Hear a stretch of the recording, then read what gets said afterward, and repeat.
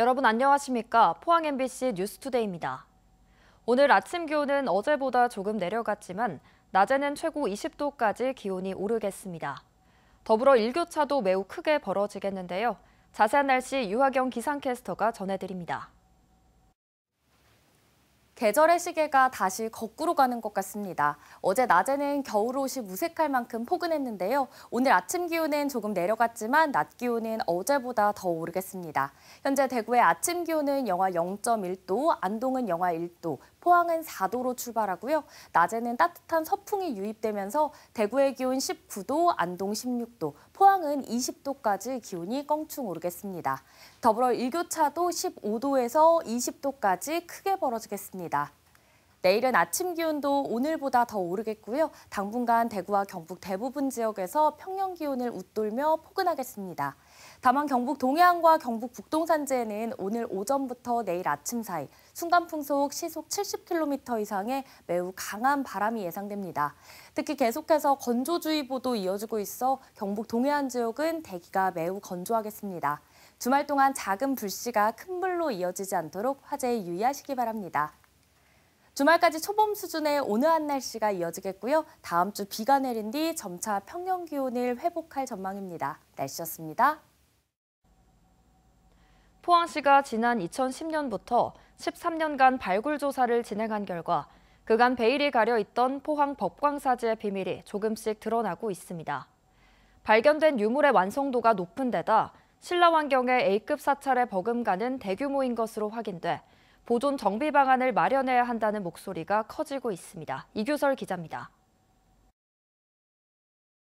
포항시 북구 신광면 상읍리 포항 법광사터입니다.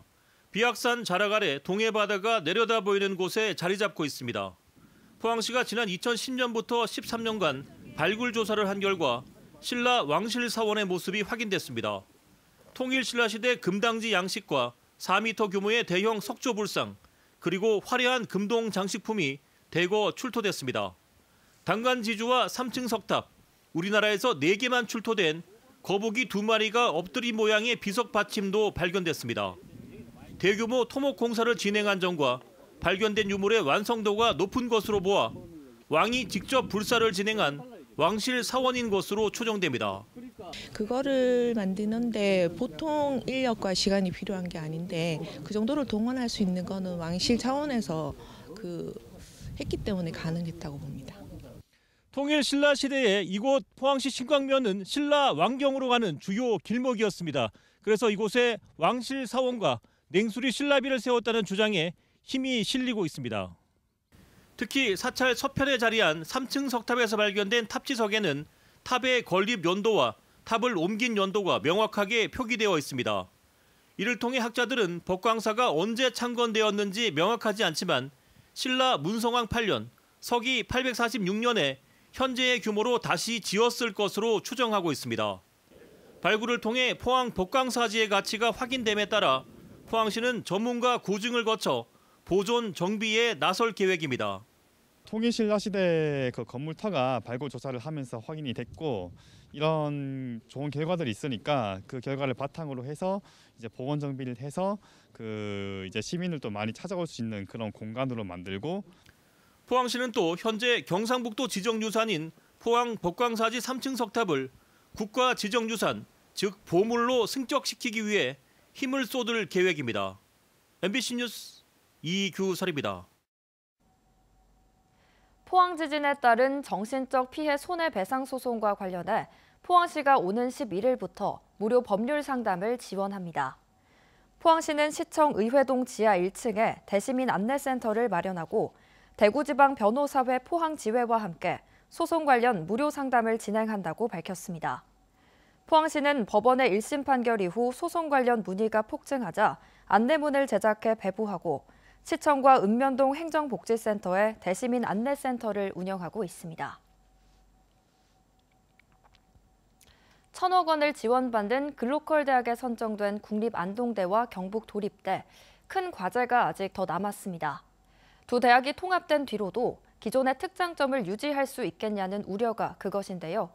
특히 국내 최고의 도장 기술력을 보유한 도립대 자동차 학과 등 취업에 강한 학과의 경쟁력을 잃지 않는 게 주된 과제로 보입니다. 이도훈 기자입니다.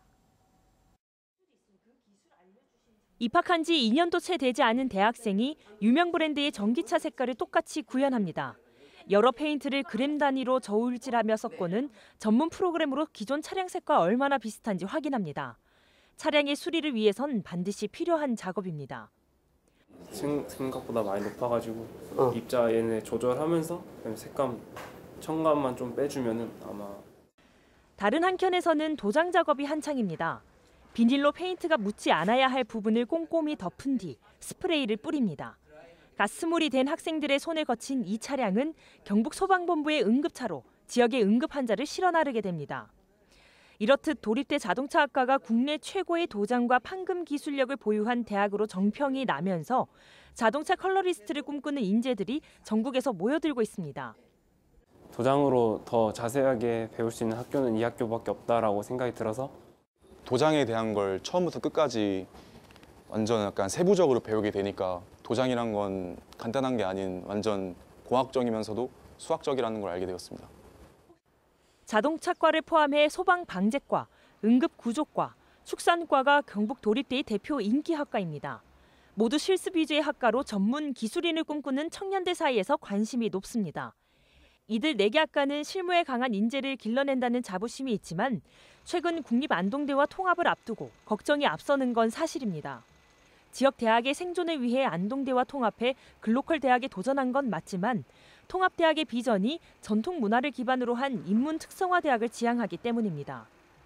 그 부분만이 전부는 아닌 거죠. 더더욱이 지금 도청이 인근에 와 있는 상황 속에서 산업이 발전되려면 결국 군위의 국제공항과 연계해서 통합대학의 글로컬 사업단은 인문학 가치, 즉 사람 인성을 중시하는 교육기관으로 거듭난다는 뜻이라며 도립대의 산업특화학과는 통합을 통해 더 큰 지원을 할 것이라고 밝혔습니다.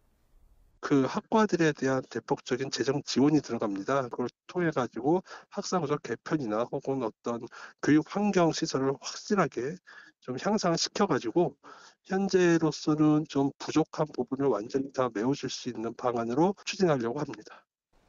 또 도립대의 2, 3학년제가 통합 이후로도 지속될 수 있도록 법률 개정을 밟을 예정이라고도 덧붙였습니다. 예정대로 2025년 통합대학으로 출범할 경우 도립대의 자동차과는 안동대의 자동차공학과와 별개의 교육과정을 운영하고 소방방재, 응급구조, 축산과는 그대로 유지되며 나머지 자치행정학과 등 7개 학과는 안동대의 유사학과와 통합됩니다. MBC 뉴스 이도훈입니다. 경상북도가 여성가족부가 주관한 아이돌봄 서비스 평가에서 전국 17시도 가운데 가장 좋은 성적을 거뒀습니다. 경북은 6개 가족센터가 아이돌봄 서비스 우수기관으로 선정돼 전국 1위를 차지했으며 특히 경산시 가족센터는 전국 최우수 기관으로 선정됐습니다. 경상북도는 전국 시도 가운데 유일하게 아이돌봄 서비스 부모 부담금을 90%에서 100%까지 지원하는 등 아동 대비 가장 많은 예산을 확보했으며 서비스 이용률도 전국 1위를 기록했습니다. 대구문화방송은 특정 방송 내용을 문제 삼으며 7개월 넘게 출입과 취재 제한 조치를 하고 있는 대구시와 홍준표 시장을 상대로 첫 법적 대응에 나섰습니다. 그동안 대구시의 법적 대응에도 언론사로서 대응을 자제해왔지만 경찰의 무혐의 결정에도 오랜 기간 언론과 표현의 자유를 침해하는 데 조치가 필요하다고 판단했습니다. 김은혜 기자입니다. 대구문화방송은 대구시와 홍준표 대구시장을 상대로 한 출입 및 취재 방해 금지 가처분 신청서를 대구지방법원에 냈습니다. 대구시는 지난 4월 30일 대구문화방송 시사 프로그램인 시사톡톡이 다룬 대구 경북 신공항 관련 내용은 허위이며 명예를 훼손했다고 문제 삼았습니다. 대구시는 물론 산하기관에까지 취재를 거부하라고 지시했습니다. 관련 지시가 있었던 직후 사전에 조율됐던 인터뷰와 촬영 일정은 일방적으로 취소됐습니다. 7개월이 지나는 동안 청사에 드나드는 것과 전화나 현장 취재 등 모든 취재를 막고 있습니다. 시장 개인 소유물이 아닌 대구시와 정책에 관한 정보 접근을 원천적으로 막고 있습니다. 자신들의 입장을 잘 다루지 않았다, 왜곡됐거나 공정하지 않았다고 문제 삼으면서 정작 공정하고 정확한 보도의 기본 전제인 팩트체크조차 막는 모순적인 상황을 만들고 있습니다. 어떤 정책에 대해서 조금 미흡하다 싶은 부분이 있으면 그거를 비판하는 건 언론의 어떻게 보면 중요한 기능 중에 하나인데 그거를 개인적으로 그렇게 명예훼손 이렇게 감정적으로 받아들이는 건 좀 언론에 대한 좀 이해가 부족한 게 아닌가 좀 그런 생각이 듭니다. 네. 그래서 그 대구 시민에 대한 좀 예의도 아닌 것 같고요. 앞서 이종헌 5월 당시 정책총괄단장이 명예훼손으로 고소한 데 대해서 경찰은 혐의 없음으로 결론 내렸습니다. 수사 결과를 본 뒤 조치를 결정하겠다던 대구시는 불복하며 검찰에 이의 신청했고 홍준표 시장도 명예가 훼손됐다며 검찰에 고발장을 냈습니다. 현 상황을 지속할 의지만 보이는 대구시에 대해 대구문화방송도 언론과 표현의 자유가 권력자에 의해 특정인의 아집에 의해 유린당하는 것은 반드시 막아야 한다는 판단으로 법적 대응을 결정했습니다. 취재 금지라든지 출입 금지라든지 이런 것들이 법령에 어떤 근거가 있다면은 처분의 적법성을 인정할 수도 있겠지만 그런 법령의 근거를 찾기가 어렵고 선례적으로도 일체 장기간 이렇게 취재 일체를 거부시키는 그리고 산하 기관들까지 일체 취재를 못하게 한 그런 사례들은 사실상 유례를 찾기 어렵기 때문에 넉넉하게 위법성이 인정될 것으로 판단됩니다. 대구문화방송은 취재 방해 금지 가처분 신청에 이어 헌법이 보호하는 언론의 자유를 침해하는 홍준표 대구시장의 행위에 대해 헌법 소원, 직권 남용 등에 대한 형사 고소 등의 법적 대응도 검토하고 있습니다. MBC 뉴스 김은혜입니다. 대구 경북 지역에서 전세 사기 피해가 260건 인정된 것으로 나타났습니다. 국토교통부가 지난 6월 전세 사기 특별법 시행 이후 피해자 심의를 진행한 결과 전국적으로 9천여 건의 피해가 인정됐으며 대구가 177건, 경북은 83건이었습니다. 또 피해자의 72%가 40대 미만의 청년층이었고 사기 유형은 다세대 주택 무자본 갭 투기나 동시진행 사기가 가장 많았습니다.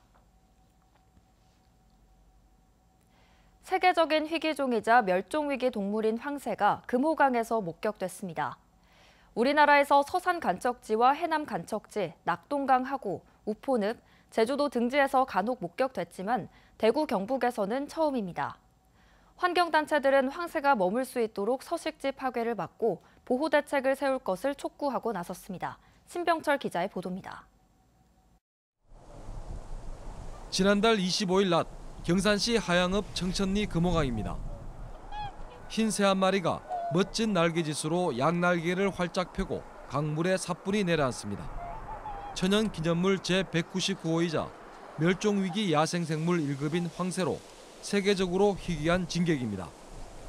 양날개의 아래쪽과 부리가 검고 다리는 붉은 황새의 특징을 그대로 보여주고 있습니다.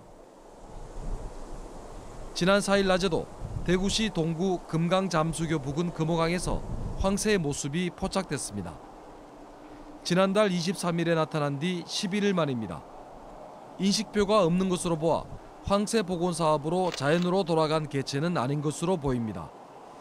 우리나라에서 황새가 매년 겨울철에 주로 관찰되는 곳은 서산 간척지, 해남 간척지, 낙동강 하구, 우포늪, 제주도 등에서 소수 개체가 도래하고 있습니다만 금호강에서는 아마 황새가 관찰되는 것은 극히 드문 걸로 알고 있습니다.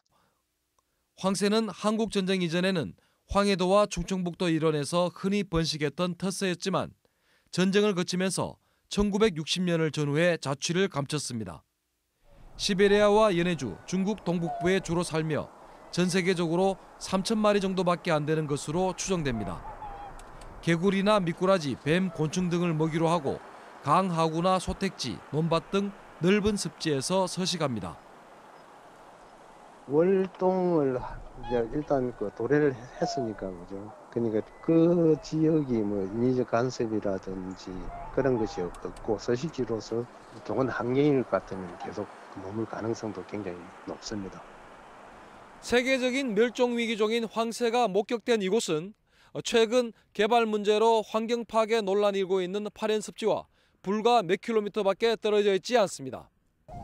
환경단체들은 멸종위기 보호 야생동물의 터전인 파랜습지에 황새까지 나타나자 흥분을 감추지 못하고 있습니다.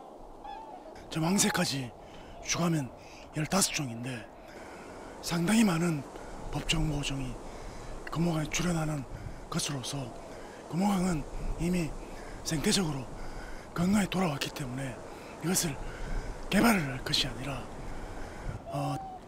더 뛰어나게 보존을 해서 환경단체들은 황새가 월동하거나 텃새가 되어 머물 수 있도록 서식지를 파괴하는 환경부의 산책로 조성 사업을 즉각 중단하고 보호 대책을 수립할 것을 촉구하고 있습니다. MBC 뉴스 신병철입니다. 이부형 전 대통령실 행정관이 어제 포항 흥해 실내체육관 앞에서 기자회견을 열고 포항 북구 충선 출마를 선언했습니다. 국민의힘 소속인 이 전 행정관은 일자리 창출에 온 힘을 쏟겠다며 5만 개의 신규 일자리를 만들어 광역경제 도시 기반을 마련하고 1인당 지역 내 총생산 5만 달러 시대를 열겠다고 밝혔습니다. 이 전 행정관은 이철우 경북도지사의 경제특별 보좌관을 지냈으며 위덕대 부총장과 국민의힘 중앙위원회 부의장을 맡고 있습니다. 유성찬 지속가능 사회연구소장은 어제 포항시청 브리핑룸에서 기자회견을 열고 포항 남울릉 선거구 총선 출마를 선언했습니다. 더불어민주당 소속인 유 소장은 앞으로 세계는 탄소 중립을 실천해야만 수출 주도형 경제 시스템이 제대로 작동한다며 환경 전문가로서 포항 경제를 활성화하고 더욱 발전시킬 적임자라고 밝혔습니다.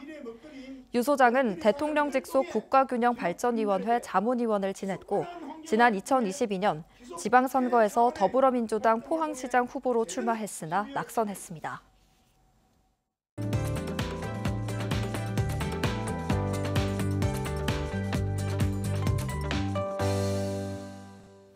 계절의 시계가 다시 거꾸로 가는 것 같습니다. 어제는 겨울옷이 무색할 만큼 낮에 포근했는데요. 오늘 아침 기온은 조금 내려갔지만 낮 기온은 어제보다 더 오르겠습니다. 현재 대구의 아침 기온은 영하 0.1도, 안동은 영하 1도, 포항은 4도로 출발하고요. 낮에는 따뜻한 서풍이 유입되면서 대구의 기온은 19도, 안동은 16도, 포항은 20도까지 기온이 껑충 오르겠습니다. 더불어 일교차도 15도에서 많게는 20도까지 크게 벌어지겠습니다. 내일은 아침 기온도 오늘보다 더 오르겠고요. 당분간 대구와 경북 대부분 지역에서 평년 기온을 웃돌며 포근하겠습니다. 다만 경북 동해안과 경북 북동산지에는 오늘 오전부터 내일 아침 사이 순간풍속 시속 70km 이상의 매우 강한 바람이 예상됩니다. 특히 계속해서 건조주의보도 이어지고 있어 경북 동해안 지역은 대기가 매우 건조하겠습니다. 작은 불씨가 큰 불로 이어지지 않도록 화재에 유의하시기 바랍니다.